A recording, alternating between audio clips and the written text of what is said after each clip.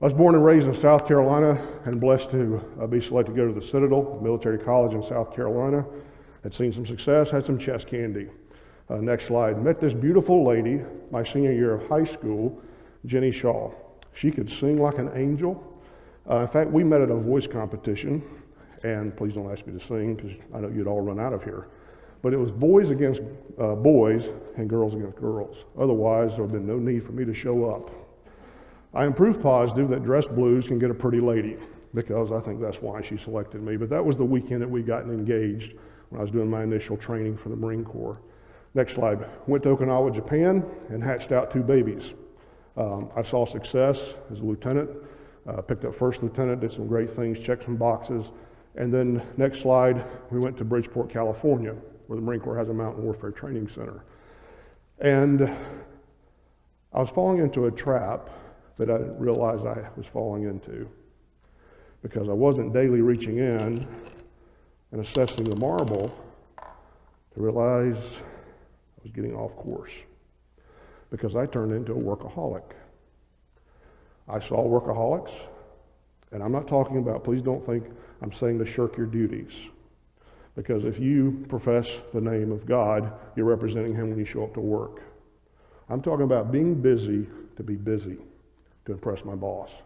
So we saddled up the next morning. The 14th was a Sunday, beautiful day, probably in the mid-40s. Danny wanted to ride with me. We were using 2 vehicles, and we didn't have cell phones. We were using walkie-talkies.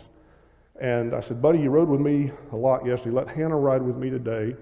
I'll be in the lead. You go ahead and ride with Mom and Ethan, and we'll switch off after breakfast. And so we're talking to walkie-talkies. In fact, I think it was about 8:45, something like that, I talked to him.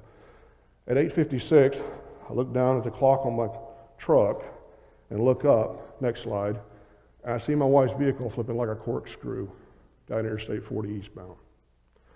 I whip over to the shoulder. God, I hope it was just a bad accident. Even today, if you go to Google Maps or MapQuest, your choice, there are no exits around mile marker 31.9. So I turned and drove the wrong way. I'm going westbound on I-40 eastbound because I want to get back to my wife and babies. God protected me. I got back there and it looked about like that. And I heard crying. It's like, good, somebody's alive. So I pulled out Ethan.